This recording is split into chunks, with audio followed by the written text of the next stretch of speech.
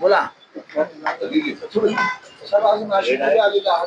आमच्या अत्यंत जवळच्या सहकार्याचं लग्न आहे आणि त्याच लग्नाला तुमचे पुणे सरकारी उपमुख्यमंत्री एकनाथ शिंदे देखील लग्नाला येत आहेत.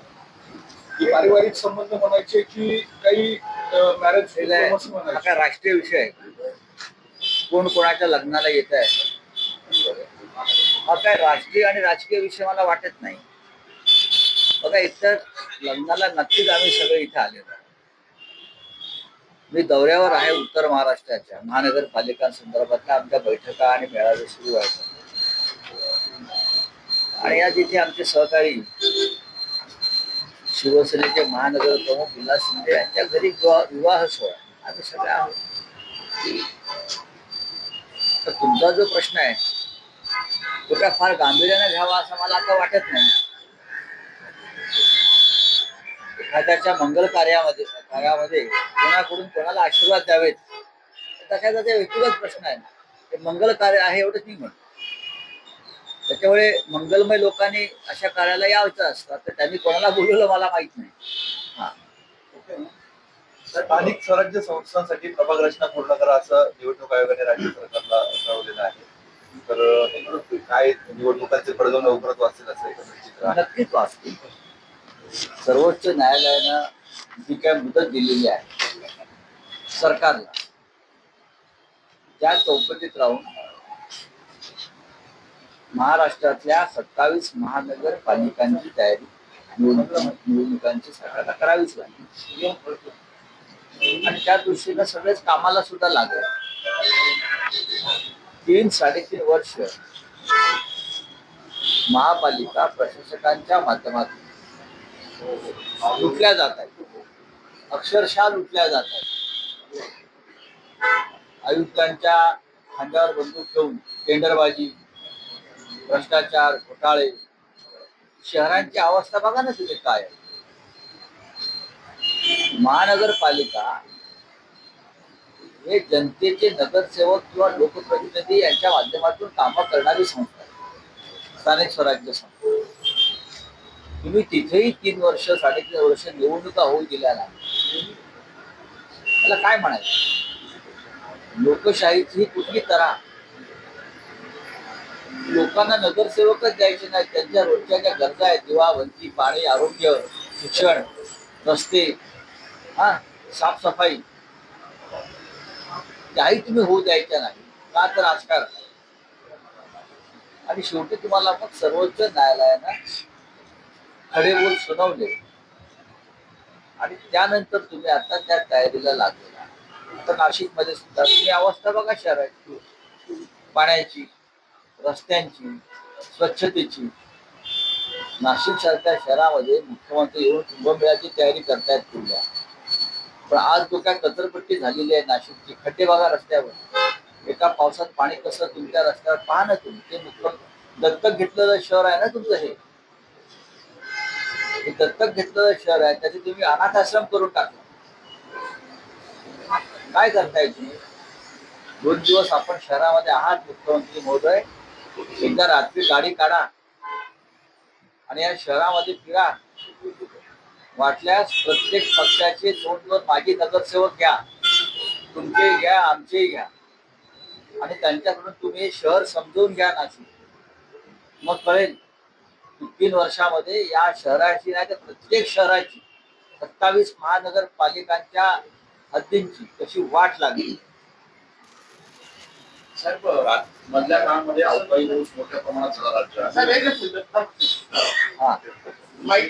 कृषी मंत्री ज्यावेळेला दौरा करत होते त्यावेळेला अनेक मार्ग वक्तव्य कृषी मंत्र्यांनी केलं. अजितदादा म्हणतायत की आता तुमचे हे वक्तव्य पडला. अशा प्रकारचे सगळेच मंत्री त्यांच्या कॅबिनेटमध्ये ज्यांना हे राज्य समजलेलं नाही, राज्याचे प्रश्न समजलेले नाही. आता आडातच नाही तर पोहरामध्ये कुठून आहे. या राज्याच्या दोन्ही उपमुख्यमंत्र्यांना किती गांभीर्य आहे लोकांच्या प्रश्नाविषयी. या राज्याच्या मुख्यमंत्र्यांना किती गांभीर्य आहे लोकांच्या प्रश्नाविषयी, राज्याच्या प्रश्नाविषयी. जसं एकदा त्यांचं चिंतन बैठक घेणं किती गरजेचं आहे. मला सांगा, एकनाथ शिंदेना राज्याच्या प्रश्नाविषयी किती गांभीर्य आहे? राज्याच्या कोणत्या प्रश्नांवर, समस्यांवर हे महाशय गांभीर्याने त्यांनी काम केलं. टेंडर, ठेकेदारांकडून पैसे गोळा केले, लोकांना पैसे वाटणं, पक्ष फोडणं. अजित पवार ही तेच करतात, एकनाथ शिंदे तेच करतात आणि राज्याचे मुख्यमंत्री सुद्धा तेच करतात. राज्याचे प्रश्न सोडवायचे कोण, राज्याला प्रतिष्ठा प्राप्त करून द्यायची कोण, या संदर्भात त्यांच्याकडे काय कोणतं प्लान आहे असं मला वाटत नाही. आहेत ना, आज मुख्यमंत्री उपमुख्यमंत्री या लग्न सोहळ्यामध्ये आहे तिकडल्या. काल कुंभमेळा झाला, आता लग्न सोहळे होती. कालपासून मुख्यमंत्री नाशिकमध्ये आहेत. काल बैठक सुद्धा केली. आपण 6,500 कोटींची टेंडर काढलेले आहेत. विकास मोठ्या प्रमाणात 6,500 कोटीपैकी किती हजार कोटीचं प्रत्यक्ष काम होणार आहे? कुंभमेळा, या कुंभमेळ्यात 10 ते 15,000 कोटीचा खुर्गा होणार. हे आमचं एक सांस्कृतिक धरोहर आहे. कुंभमेळा तो उत्तम पद्धतीनं पार पडला पाहिजे. पण कुंभमेळ्याच्या नावाखाली प्रयागराज पासून नाशिक पर्यंत सरकारी पैशाची कशी लूट होणार आहे हे तुम्ही पाहायला पाहिजे. प्रयागराज मध्ये सगळे ठेकेदार हे गुजरात मधून आले होते, मला माहिती असेल. अगदी नौका, ट्रॅव्हलिंग, तंबूवाले हे सगळे ठेकेदार गुजरातचे. सगळे रस्त्याची कामं त्या काळात झाली ते आहेत. अनेक अपात्र महिलांना लाडकी बहिणीचा लाभ दिला असं उपमुख्यमंत्री अजित पवार आता म्हणतात. मग त्याबद्दल तुम्ही प्रायचित घ्या. काय प्रायचित, राजीनामा द्या. अर्थ खात्यातून हा घोटाळा झालेला आहे. पैसे कोणी दिले? या राज्याचे पैसे लुटले कोणी? या राज्याचे पैसे तुम्ही लुटू दिले.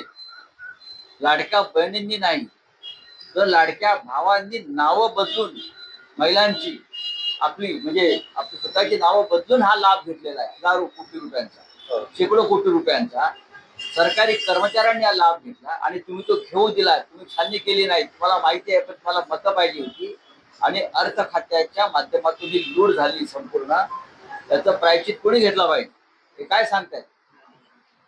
साहेब, राज्याचा मुद्दा आहे. त्या ठिकाणी सुनील तटकरे, महेंद्र सोडवे यांच्यामध्ये वाद रंगलेला आहे. जरी टीका केली जाते, सुनील तटकरे यांनी भ्रष्टाचार केलेला आहे. तुमचं काय म्हणणं आहे याच्यावरती मी मत व्यक्त करावं? त्या पालकमंत्री पदावरनं हा सगळा वाद रंगलेला त्यांचे नेते आहे. इथे येणार आहेत ना. नेत्यांना विचारा प्रश्न, आम्ही कशा करता बोलायचं? राज्यमंत्र्यांना अजूनही त्यांच्या अधिकाराचं वाटप करण्यात आलं नाही. जवळपास 4-5 महिने. तुम्हाला काय वाटतं? कॅबिनेट मंत्र्यांना अधिकार आहे? विचारा. राज्यमंत्र्यांना नाही म्हणून ते प्रश्न विचारताय. या राज्याच्या कॅबिनेट मंत्र्यांना सुद्धा अधिकार नाही. मी तिकडे केंद्रात सुद्धा नाही आणि राज्यात सुद्धा नाही. चला, धन्यवाद. साहेब, अंतर्गत 5,500 कोटींचा घोटाळा करण्यासाठी त्याच्यामध्ये शिंदे गटाचे राजेंद्र सोनवणे यांचा समावेश आहे. तर गुन्हा दाखल होऊ नये म्हणून शिंदे गटाकडून पोलिसांवर दबाव आणला. यात नवीन काय? यात नवीन असं काहीच नाही. यांच्या लोकांनी भ्रष्टाचार करायचा, घोटाळे करायचे. आणि खरं म्हणजे अंदाज समितीचे अध्यक्ष अर्जुन खोतकर त्यांच्या पीएच्या खोलीमध्ये 2 कोटी रुपये सापडले आणि हे 2 कोटी रुपये अंदाज समितीच्या चेअरमनला देण्यासाठी हा नजराणा आणला होता. तिथे कारवाई झाली नाही, तर इथे काय होणार? जालिंदर सुपेकर यांनी 400हून अधिक शस्त्र परवाने दिलेले आहेत. चला, हिंदी में साहेब, एक प्रश्न. कुंभ मेल्याच्या लेकर मीटिंग हुई थी. अमित शहा काल म्हणाले 2026ला पश्चिम बंगालमध्ये भाजप निश्चितपणे जिंकेल. पश्चिम बंगालला ममता बॅनर्जींनी घुसखोरांचा अड्डा बनवलेला आहे. महाराष्ट्रातल्या सगळ्या ईव्हीएम तिकडे पाठवले. तिथून कंटेनर भरून ज्या महाराष्ट्राच्या ईव्हीएम वापरल्या हजारो, त्या सगळ्या ईव्हीएम पश्चिम बंगालच्या निवडणुकांसाठी तिथे पाठवायची योजना इथे आहे. त्यासाठी पॅकिंग सुरू आहे. त्याच्यामुळे अमित शहा म्हणतात त्यात तथ्य असू शकते. बकरीच्या निमित्तानं जी बकऱ्याची कुर्बानी होते ती थांबवावी असं विश्व हिंदू परिषदेने मागणी केली आहे. त्याच्यावर तुम्ही काय आता मत करतो? सरकार पाहिजे.